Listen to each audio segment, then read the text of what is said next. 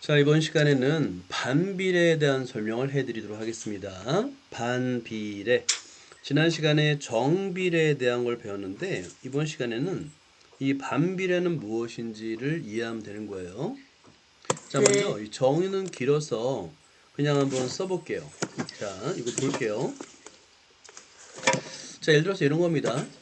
반비례라는 건 뭐냐면, x의 값이라고 생각해봐요. 그러니까 x, 그 다음에 달린 시간을 y시간, y라고 한번 해보는 겁니다. 자, 그랬을 때 x의 값이 2배, 3배, 4배로 증가할 때 y 값은 2분의 1배, 3분의 1배, 4분의 1배로 변하는 이런 관계를 우리는 반비례라고 해요.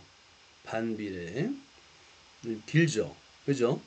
그러면 이거를 이제 다 써도 되는데 두양 xi 값이 x의 값이 2배, 3배, 4배로 변함에 따라 y 값은 2분의 1배, 3분의 1배, 4분의 1배로 변하는 관계 이거를 반비례라고 하는데 이 관계를 식으로 나타내는 거예요. 식으로 나타내면 어떻게 나타낼 수 있는지를 이해하면 됩니다. 자, 여기부터 한번 써봐요. 자, 먼저 노트에다가 반비례라고 한번 써보자. 반비례.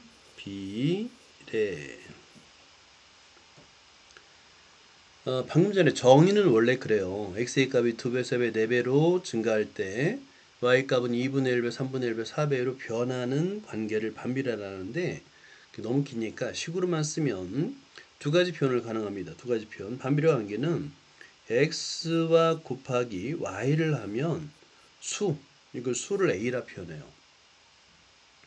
x 곱하기 y가 a인 경우예요. 물론 이때 a는 0이 되면 안 됩니다. 자, 그리고 이거를 양변을 x로 나누게 되면 어떻게 쓸 수 있냐면 y는 x분의 a 꼴로 쓸 수 있어요. 자, 일반적으로는 x 곱하기 y는 특정한 수 상수 a가 되는데 자, 이거를 양변을 x로 나누게 되면 y는 x분의 a가 됩니다. 물론 이때 x도 0이 되면 안 되고요. a도 0이 되면 안 됩니다. 이렇게 써보세요. 이거를 반비례 관계라고 해요. 반비례 관계. x 곱하기 y가 특정한 수, 상수일 때 양변을 x로 나누게 되면 y는 x분의 a가 됩니다. 자, 그럼 이런 반비례 그래프를 그릴 거거든 우리가. 자, 이 그래프는 뭐가 될까? 자, 이 반비례 그래프는 원점의 대칭인 좀 말이 어려운 약인데 쌍곡선입니다. 쌍곡선. 이 반비례 그래프는 원점의 대칭인 쌍곡선이 돼요. 지난 시간에 우리 정비례는 원점을 지나는 직선이었죠. 그래서 그리기가 쉬워요. 반면에 반비례는 곡선인데 더군다나 쌍곡선이에요. 그래서 많은 아이들이 이 반비례를 어렵게 생각하는데 근데 원리만 알면 그래프를 그리는 거는 쉬워요. 자, 일단 여기까지 잘 메모를 해두고요. 자, 원점을 지나는 쌍곡선 이걸 외워두는 거예요. 자, 그럼 이제 먼저 어떤 식이 주어지면 그게 반비례인지를 한번 알아보도록 하자.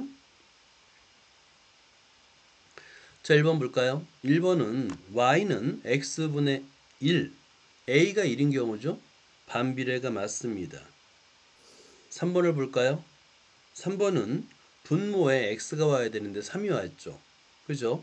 얘는 다시 한번 쓰면 y는 3분의 1 x이기 때문에 이 식은 정비례가 되는 거예요. 이건 정비례입니다. 정비례. 자, 그 다음에 2번을 볼까요? y는 x분의 마이너스 분모 x가 왔죠? a는 음수여도 상관없어요. 그래서 2번은 맞아요. 하지만 3번은 x 왔지만 뒤에 플러스 1이 있습니다. 플러스 1이 있으면 안 돼요. 그래서 이 플러스 1 때문에 아니에요. x. 자, 이렇게 정비례를 우리가 구분할 수가 있어요. y는 x분의 a 꼴, y 이꼴 분모는 x가 돼야 되겠고 분자는 수면 돼요. 수. 근데 이 수가 양수, 음수, 분수, 소수 상관없어요. 그냥 수면 됩니다. 자, 이런 꼴인지를 알면 돼요. 어때요? 이거 구분할 수 있겠어요? 여기까지 이해돼요? 이해돼요? 오케이.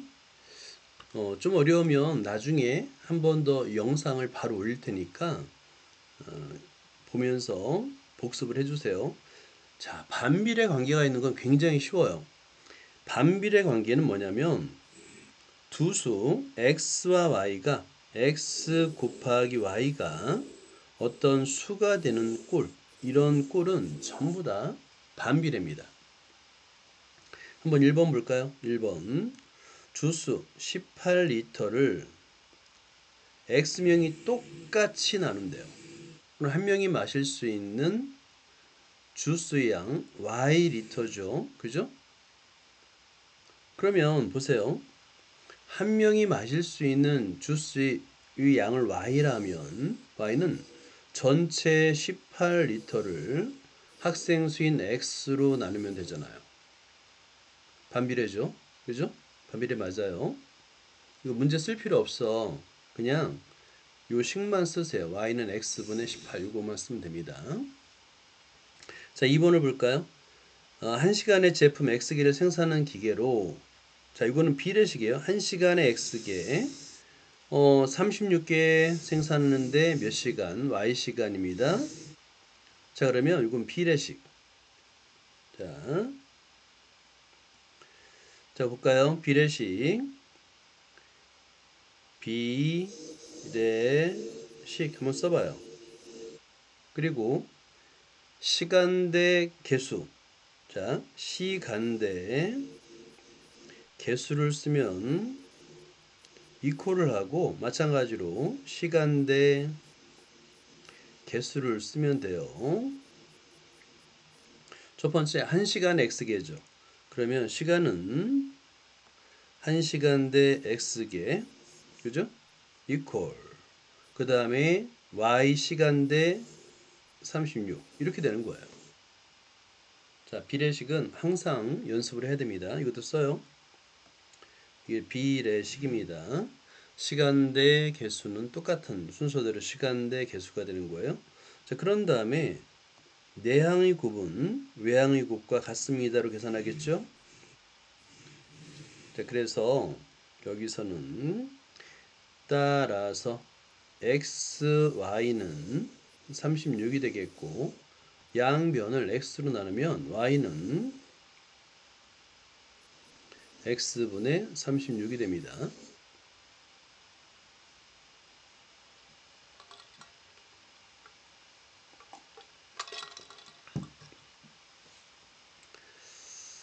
자, 비례식. 이게 좀 어려워요. 비례식이. 근데 좀 어려운 것보다 익숙해지는데 좀 시간이 걸립니다. 그 다음에 3번도 한번 비례식으로 풀어보세요. 3번 2분의 2분의 40칼로리야. x분의 y칼로리. 비례식으로 나타내 보세요. 2분의 40 칼로리 x분의 y칼로리. 비례식으로 나타내 봐요. 뭐 대 뭐는 뭐 대 뭘까요? 자, 위에다 한번 써볼게요.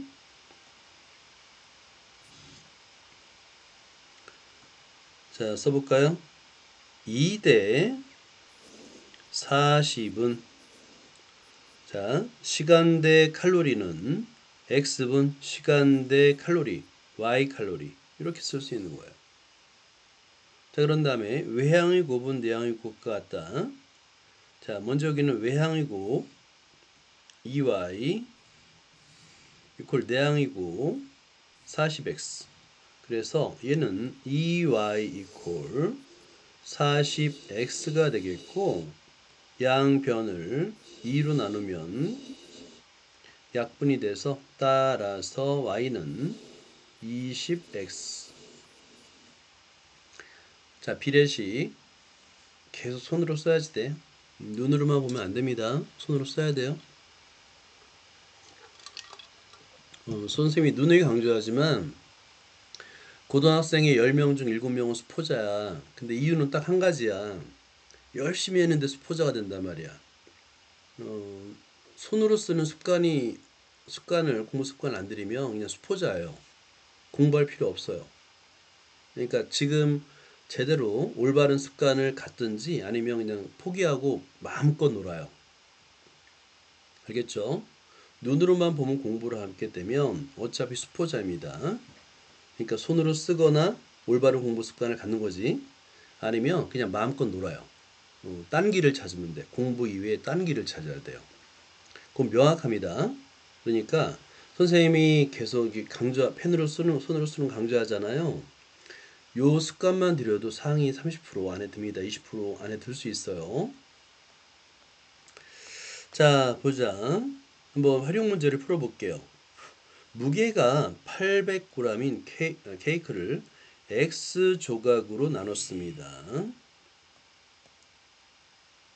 자, 이렇게 나눴어요.